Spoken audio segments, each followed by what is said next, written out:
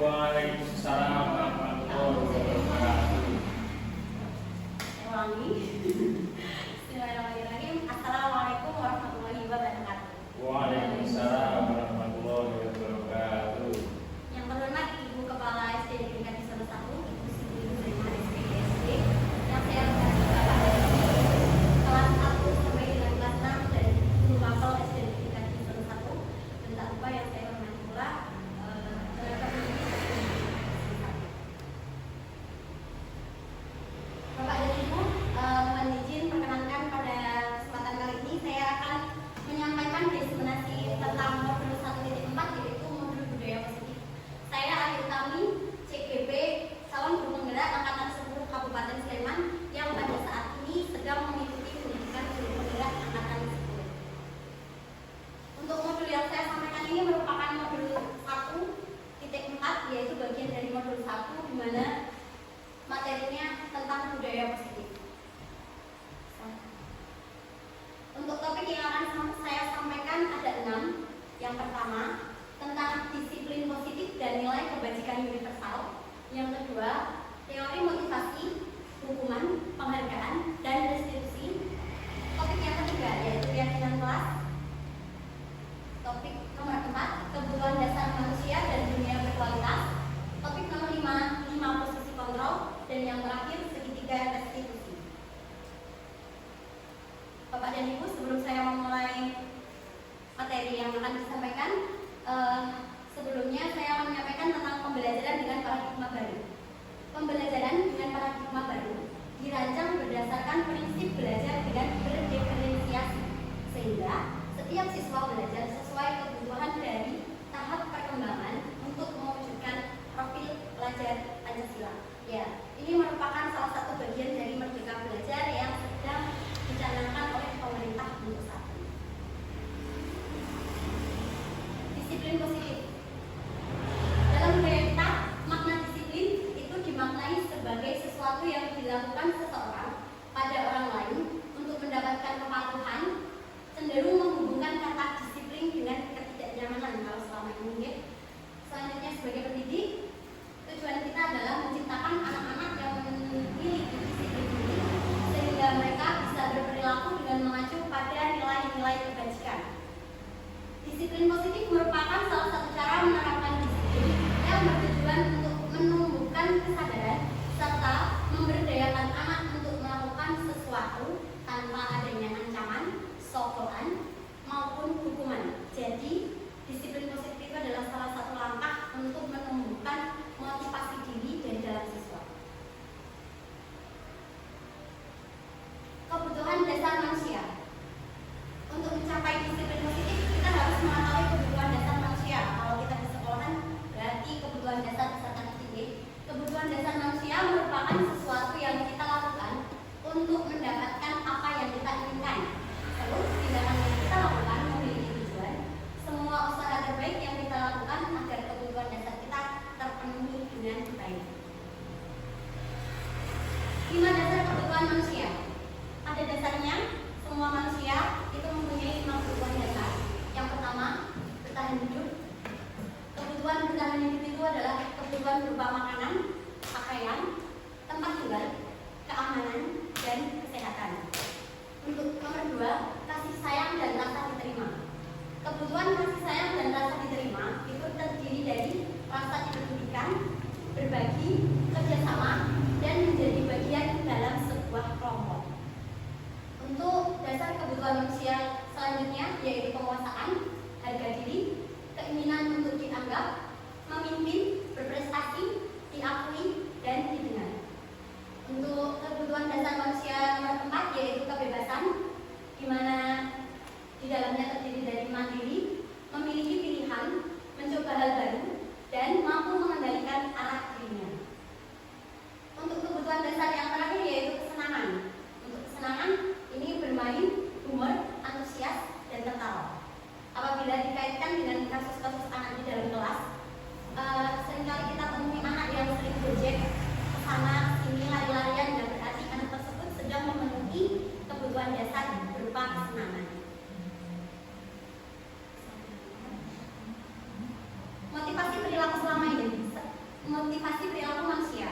Selama ini kita sering menemukan anak-anak yang melanggar kesepakatan, melanggar peraturan itu karena ada 3 hal.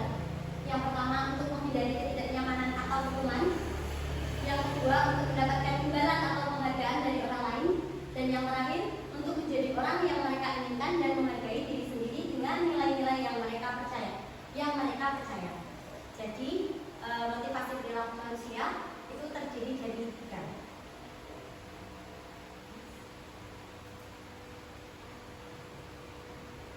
Yang pertama, materi yang akan kita sampaikan tentang keyakinan kelas. Untuk keyakinan kelas, setiap tindakan atau perilaku yang kita lakukan di dalam kelas dapat menentukan terciptanya sebuah lingkungan yang positif. Mengapa keyakinan kelas? Mengapa tidak peraturan? Jawabannya adalah suatu keyakinan akan lebih memotivasi seseorang dari dalam atau memotivasi secara intrinsik. Jadi, Bapak Ibu, untuk di dalam Merdeka Belajar itu sudah tidak ada yang namanya peraturan. Peraturan itu bagaimana caranya kita mengubah menjadi yang namanya keyakinan kelas atau disebutnya dengan kesepakatan kelas. Nah, kesepakatan kelas itu sendiri Bapak Ibu itu wajib dilaksanakan atau diterapkan di dalam kelas untuk menumbuhkan budaya positif. Nilai-nilai keyakinan kelas itu dapat diambilkan dari yang namanya nilai kebajikan. Jadi yang saya tampilkan di depan ini merupakan salah sekian banyak dari nilai-nilai kebajikan yang selama ini ada, namun mungkin kita masih kurang begitu memperhatikan. Kalau keyakinan kelas itu dasarnya adalah dari nilai-nilai kebajikan.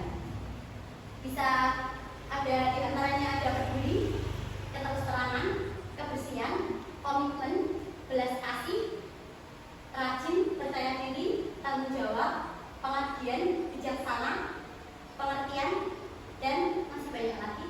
Semoga Bapak dan Ibu bisa membacanya secara langsung di slide yang sudah saya tampilkan.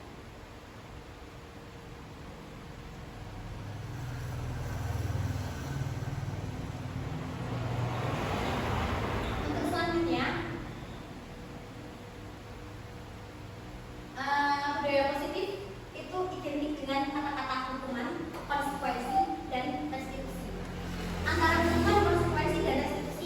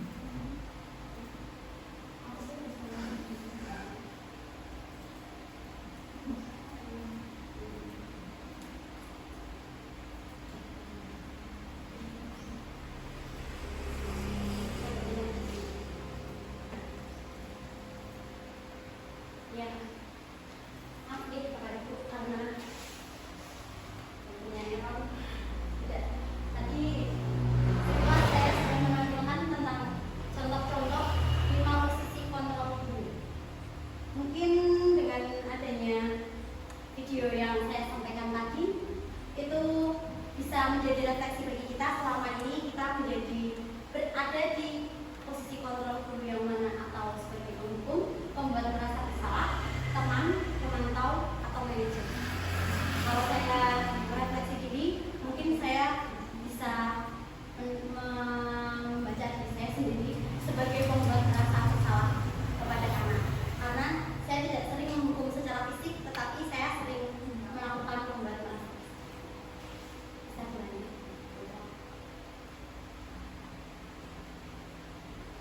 Contoh lain menerapkan 5 posisi kontrol guru berdasarkan video tadi, yaitu misalnya penghukum berdiri dengan sebelah kaki di depan kelas, atau lari keliling 10 kali lapangan. Nah, itu sebagai posisi penghukum.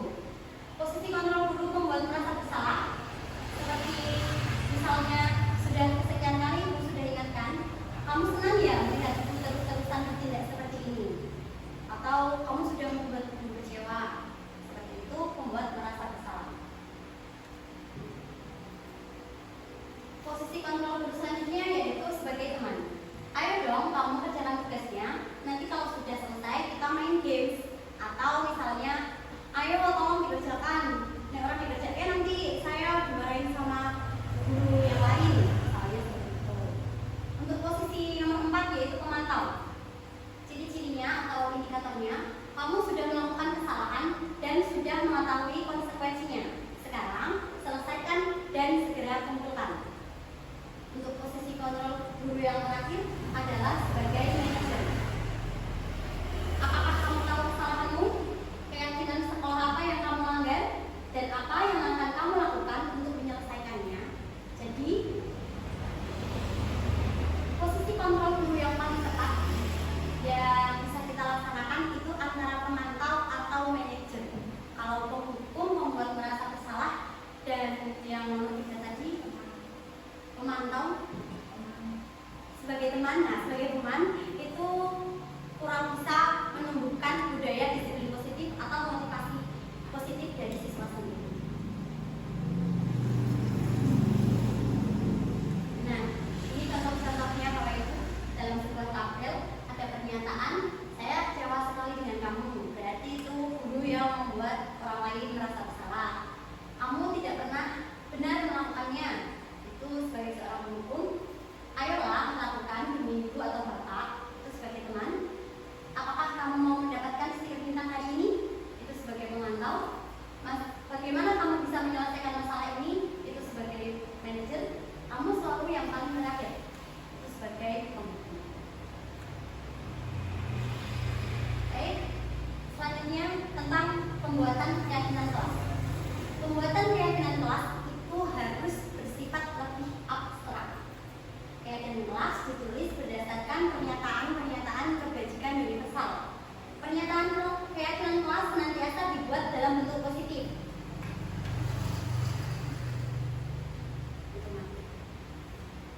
Seperti itu.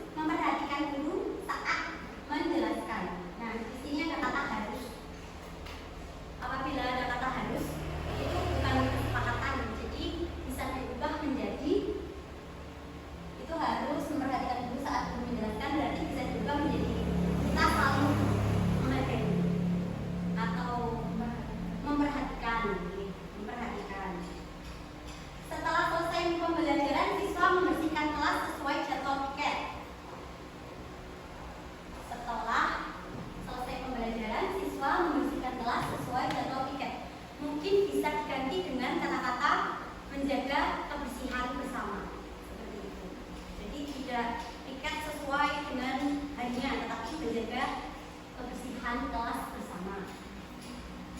Itu nilai kebajikan universalnya adalah kebersihan. Menumbuhkan tanggung jawab terhadap diri sendiri. Menumbuhkan tanggung jawab terhadap diri sendiri. Saya rasa itu sudah merupakan kalimat yang positif, jadi tidak perlu diubah, tidak apa-apa. Jika tidak masuk sekolah harus memberitahu, boleh WA. Jika tidak masuk sekolah harus memberitahu. Berarti mungkin kalimat positif atau keyakinan kelasnya bisa menjadi apa Bapak Ibu? Nah, saling komunikasi, komunikasi baik, saling menghargai juga masuk ya, saling berkomunikasi. Yang terakhir, tidak boleh minum saat berolahraga sebelum waktu yang ditentukan. Ya Allah, tidak boleh minum saat berolahraga. Ya, kalau memang itu atas kesepakatan kelas dan misalnya Bapak Ibu tawarkan kepada anak-anak setuju, silakan dibuatkan keyakinan kelasnya. Namun apabila ada salah satu anak yang keberatan, tentunya kita juga harus mempertimbangkan. Tidak boleh minum saat berolahraga sebelum waktu yang ditentukan. Nilai kebersihan disiplin ya, benar kesepakatan. Benar kesepakatan. Ada ya. Boleh. Bisa dilanjutkan. Peraturan kelas itu akan dikembangkan menjadi keyakinan kelas, kemudian bisa dikembangkan lagi menjadi lingkungan yang positif, sehingga akhirnya muncul yang namanya budaya positif. Ini merupakan beberapa contoh dari peraturan yang nantinya akan dirubah menjadi keyakinan kelas.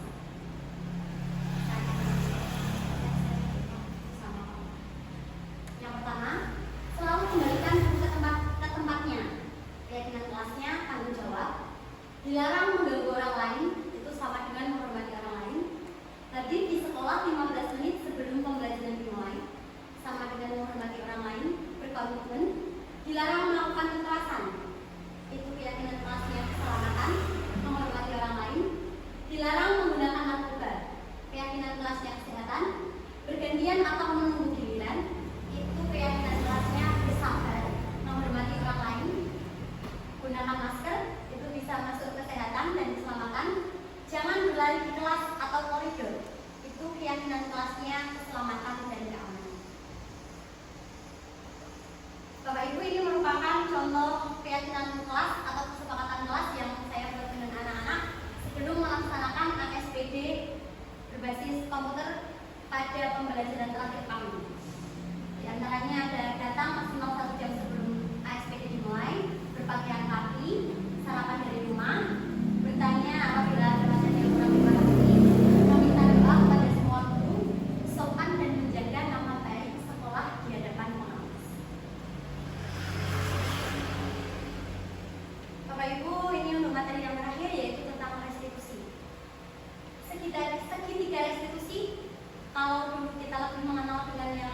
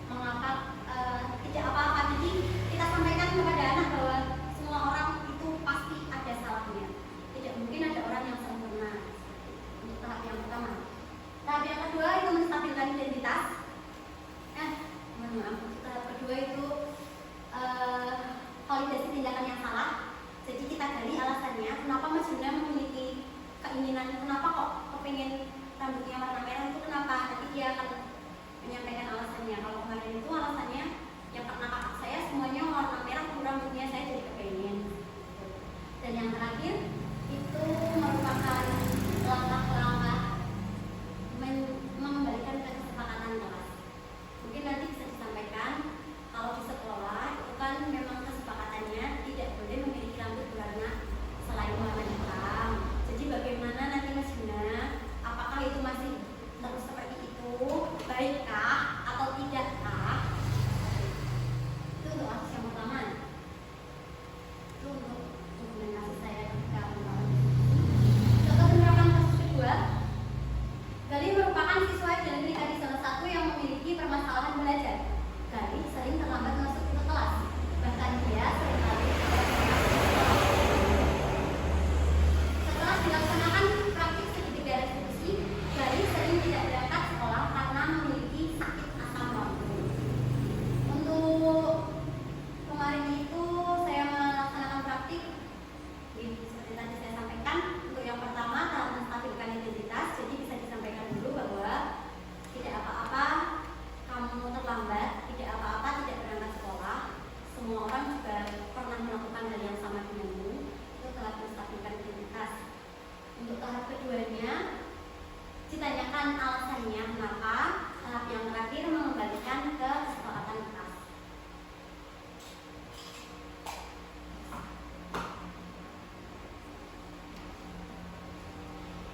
Oke, jawaban yang lokasinya mungkin bisa Bapak Ibu baca di depan.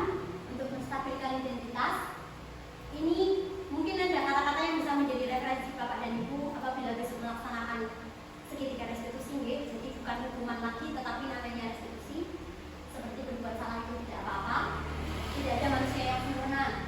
Saya juga pernah melakukan kesalahan seperti itu. Kita bisa loh menyelesaikan ini.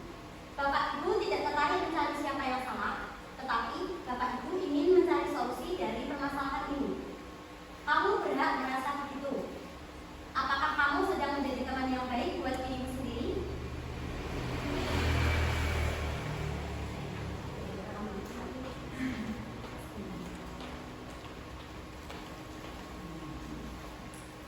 Oh, masih. Baru 30 menit ya. Kayak masih.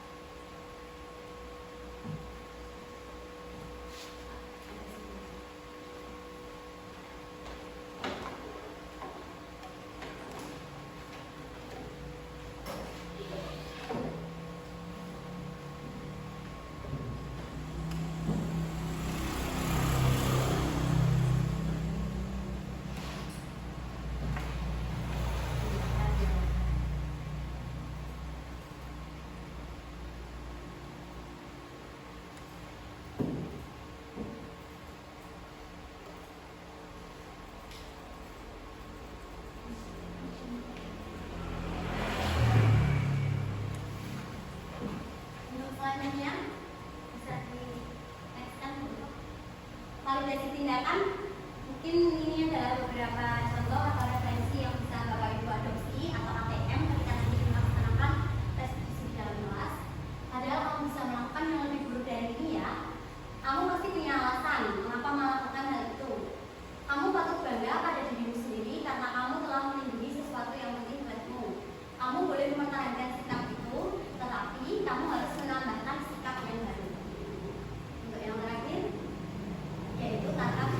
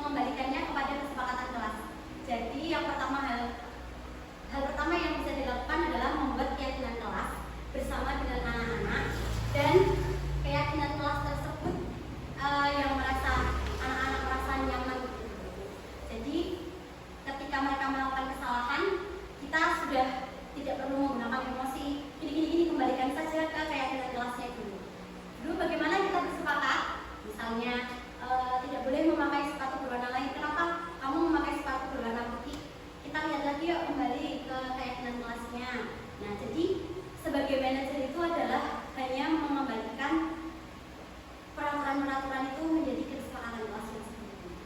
Mungkin seperti itu. Kalau yang pembuat salah itu kan gimana sih, kamu tuh sudah dikasih ini. Kalau kamu kembalikan, apa itu berarti beda tipis sama yang pembuat salah tadi? Tidak, kalau pembuat salah itu lebih kayak seperti ini. Saya kecewa, kenapa kok kamu nilainya jelek? Seharusnya kan kamu tidak seperti itu. Kamu bisa lebih baik daripada itu.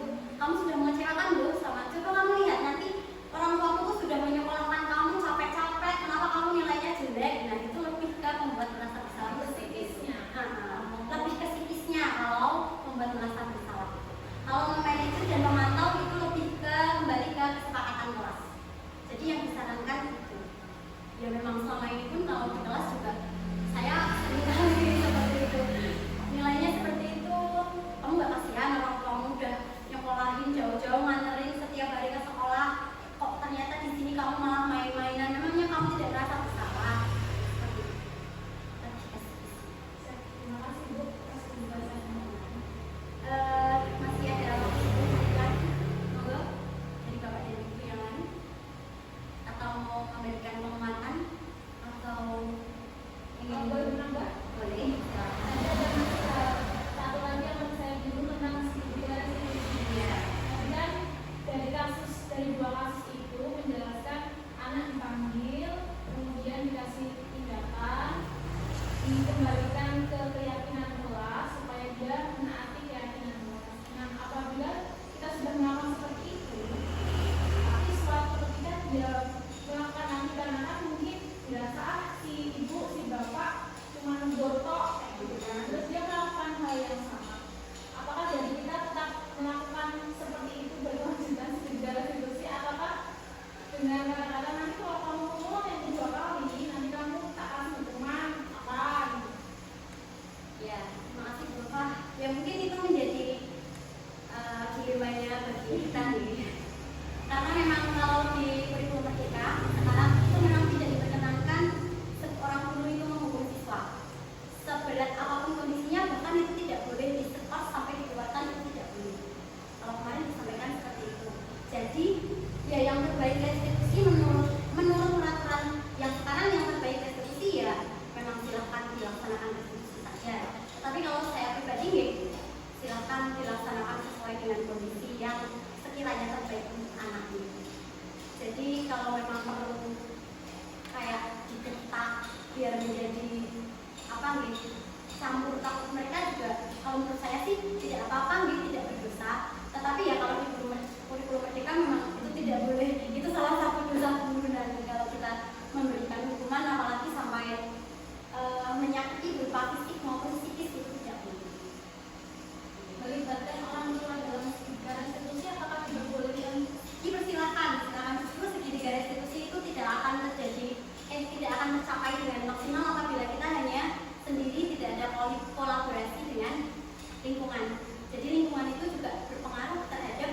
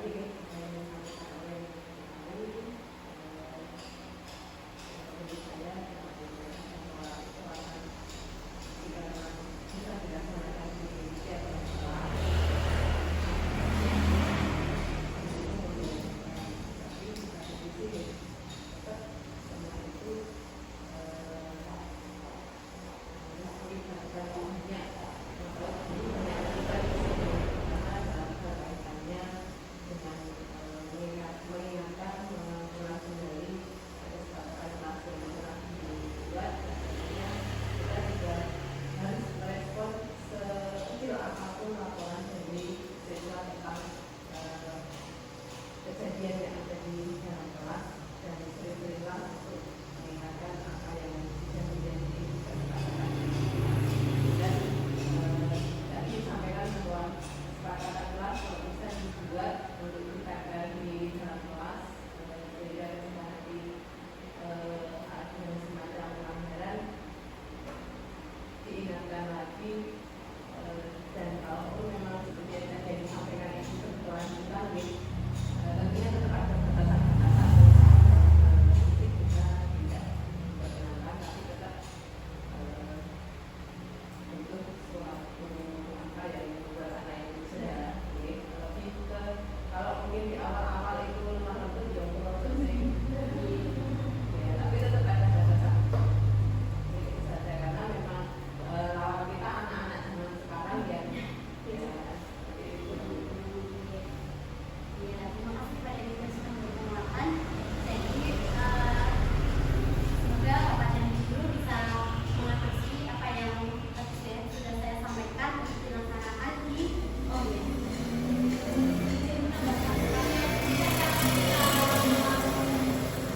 Karena kita mau anda baru untuk idealnya kesepakatan kelas itu dibuat setahun sekali atau setiap semester atau tergantung dengan kelasnya masing-masing. Misalkan kesepakatan kelas ini pembersihan kelas sudah berjalan, kemudian 3 bulan dilihat 3 bulan progresnya sudah boleh diganti, atau itu idealnya 1 semester atau 1 tahun. Baik, kalau untuk keyakinan kelas sendiri yang mungkin ditempel ya, jadi saya rasa itu idealnya memang dibuat untuk 1 tahun selama pembelajaran itu berlangsung. Tetapi kalau untuk keyakinan kelas yang yang untuk menyiapkan anak mereka belajar itu idealnya dibuat setiap melaksanakan pembelajaran. Kalau untuk yang jangka hanya dalam 1 hari gitu. Jadi sebenarnya keyakinan kelas itu digunakan untuk mengecek kesiapan siswa juga sebenarnya kalau itu. Jadi tidak mungkin kan anak itu mereka datang dari rumah mereka duduk siap belajar, kita harus kasih materi apa-apa sedangkan kita tidak tahu mereka di rumah punya apa. Nah, jadi kita sebagai bapak ibu guru itu sebenarnya boleh ketika masuk ke kelas itu kita tanyakan dulu sama anak-anak. Misalnya sudah siap belum belajar hari ini? Kalau sudah siap berarti kita sepakat ya hari ini belajarnya dengan ceria, belajarnya dengan senang, terus saling menghargai. Nah itu bisa disampaikan di awal pembelajaran. Tetapi kalau untuk yang idealnya misalnya menjaga kebersihan kelas, nah itu mungkin bisa yang di jangka panjang kemudian ditempel di kelas. Atau mungkin besok ketika kita mau membuat keyakinan kelas bisa dilaksanakan sebelum tahun ajaran baru kan biasanya kita rapat terlebih dahulu. Nanti bisa disepakati dulu kesepakatan sekolah, baru kita turunkan ke kesepakatan kelas supaya terjadi kesinambungan antara kelas 1 dan kelas 6 dan secara keseluruhan. Terima kasih. Dan tambahan lagi untuk kemarin saya mendapatkan materi tentang penghargaan. Kemarin saya menjawab bahwa penghargaan itu tidak boleh diberikan, tetapi ternyata penghargaan itu boleh disampaikan, tetapi tidak di awal.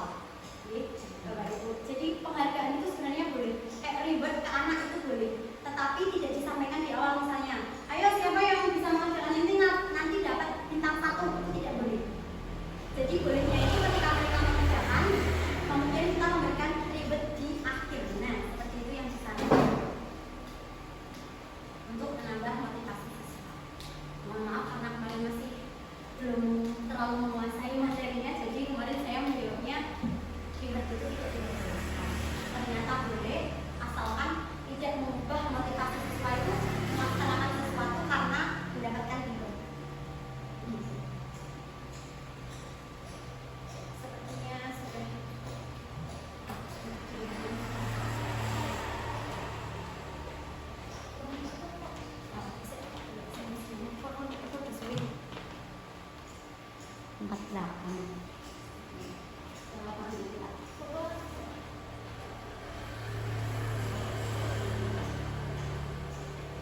Terima kasih. Sudah cukup Bapak Ibu?